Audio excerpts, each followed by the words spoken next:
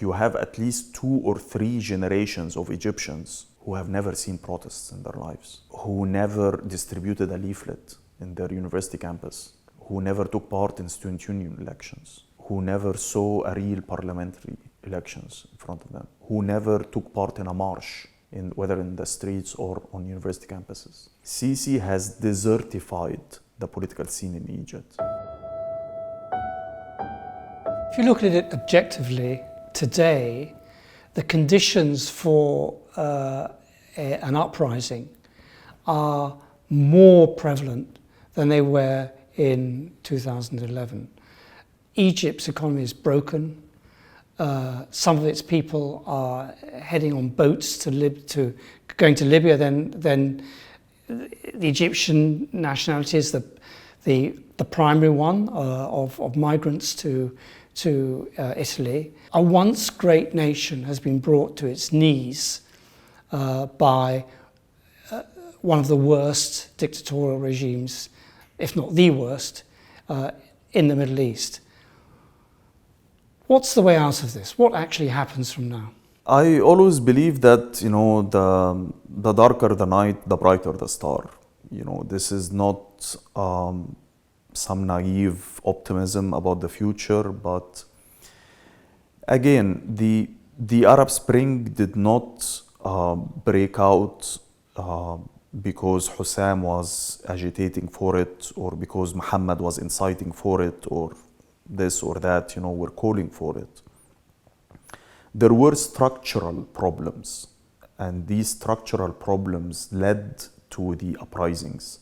If I'm gonna narrow them down in a very reductionist manner, I would say that there are 2. One is political repression and police torture. The other is social inequality and the lack of just distribution of wealth. Now, when you look at these 2 factors that have been the fuel of the uprising and what fueled the revolutions back in 2011, the counter-revolutions did not provide answers to these 2 problems.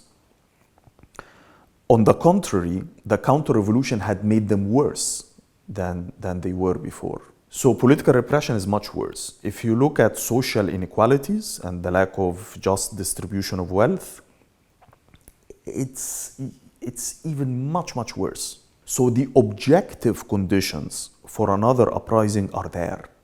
And actually, they are there in a way that's even much, much severe than it was in 2011. But in order for a revolution to succeed, it's a process. Again, we reached 2011 through a process that started in 2000, where people were gaining, gains here and there, getting into small battles here and there, gaining more confidence that, we've managed to raise the food allowance by 12 Egyptian pounds, which happened in Mahalla. Now let's fight for a national minimum wage. Now let's go on a national uprising against Mubarak. It will take time. As we're talking now, riots could break out somewhere in Egypt. I'm not dismissing the possibility of that. But for riots and for protests to turn into a real regime change in Egypt, you need political organizations to articulate those demands. You need networks that would connect those struggles together, so that it's not going to be some pan or pot that you're boiling water and this water is evaporating into the air. You need a piston. And the political organizations are like a piston for me at this point. Now, is this happening or not? Up until last year, I would say that no, Sisi had desertified completely the political scene. But as history taught us, that once regimes get into crises, and like the one that they are in now, divisions start on the top, or people in the top at least, they start getting confused about how are we gonna handle this. And once there is confusion in the top, then the commoners, people like you and I in the bottom, we can start like mobilizing. If there weren't divisions in the Mubarak's regime, we wouldn't have been able to mobilize in the decade before 2011. Did we see any signs of that? Yes. For example, last December and in January, we've seen movement once again being revived at the lawyers' syndicate in Egypt. And then in the following months, the engineers syndicate, they elected a new president who is not pro-regime. I'm not saying he's revolutionary, but at the same time, he was not really welcomed by the security services. And then he clashed with members of the engineers syndicate who were pro-security, and they were collaborating with the security services. And he actually managed to defeat them and to defeat their no confidence vote. So people have started, looking, and other professional syndicates have also started looking at this. The journalist syndicate, which historically has always played a role as our Hyde Park. It was like Cairo's Hyde Park. That's where like all dissidents used to go and meet and convene and hold conferences and protests. It was always the center of activism. The press syndicate had been crushed this past decade, but in the past few months, a left-wing dissident managed to win the presidency of the syndicate, which, one observer described this as the first serious political defeat for the regime in a decade. And half of the syndicate board were also won by dissidents. So now the press syndicate leadership is run by dissidents. So by the domino effect, this will start reverberating across society. Another thing is that as someone who has been involved in the labor movement and the leftist scene, I can see that on a daily basis now, that there is something happening. I see that the level of strikes are going up incrementally. Now the presidential elections are coming. I'm one of those who advocate taking part in these elections, even when most probably it will be rigged. Again, this is not out of belief that that somehow if we get international observers, they won't be able to rig the vote. But I believe there are still several variables according to which this coming election will be either real or not. And that depends on, will the Gulf keep showering Sisi with money and bailing him out or not? Will the IMF, how will the IMF handle Egypt's loans in the coming period? Is the West gonna keep on politically supporting Sisi and economically because he's fighting illegal immigration and because he's doing this and doing that and Egypt is too big to fail or not? I believe that the opposition at the moment should be unified, at least behind one candidate.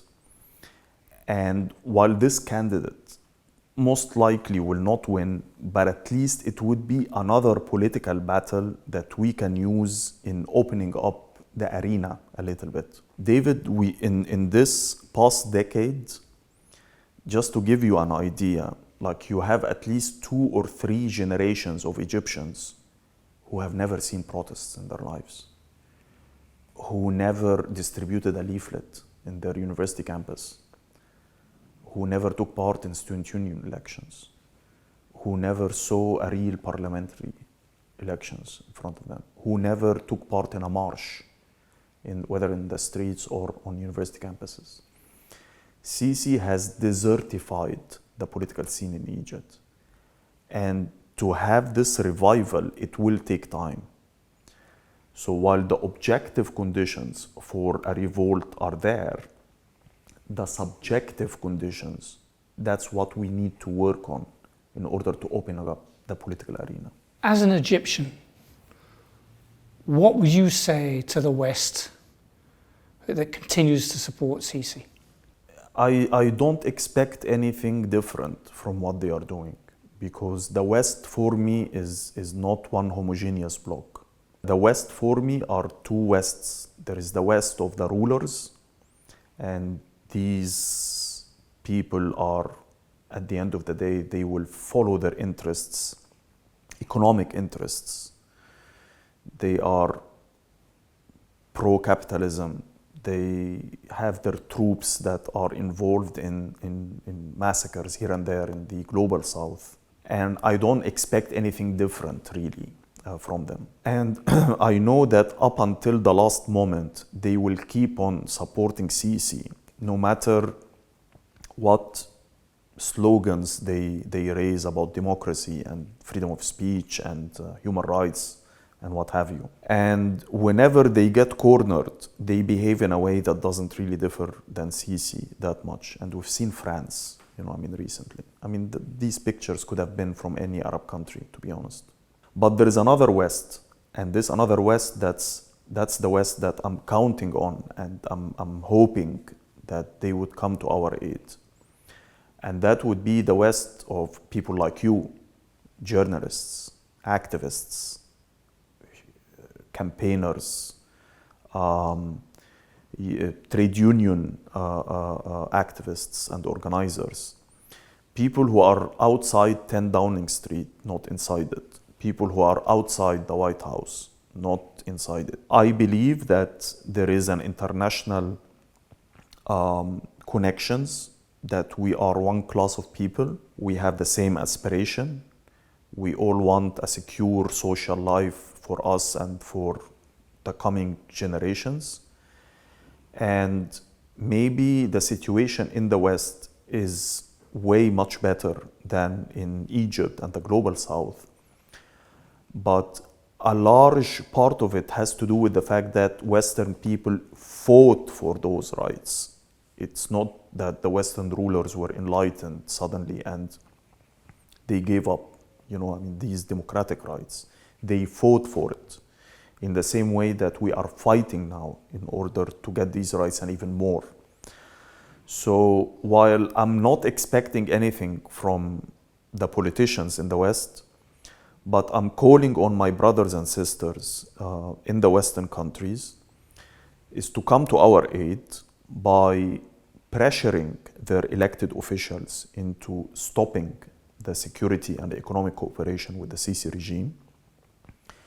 I'm calling on them to protest in front of the Egyptian embassies in solidarity with the political detainees from all currents, not just the secular, whether it's liberal or leftist detainees, also the Islamists detainees. I'm calling on them also at a time where press is being heavily censored in Egypt, is to act as a platform to amplify our voices and to spread the word about the abuses in Egypt. That's what I'm hoping for. And they always have to remember that any victory for us is a victory for them. And any defeat for us is also a defeat for them. All struggles are related at the end of the day because we are facing an international system. So if you are in London and you get active in a local campaign over polluting industry that you want to stop and you manage to win, that's also a win for us back in Cairo and back in Egypt. All causes are related. Maybe that will sound abstract for some people, but that's the truth of the matter at the end of the day. So we're counting on you, and I hope that you don't let us down. Thank you very much.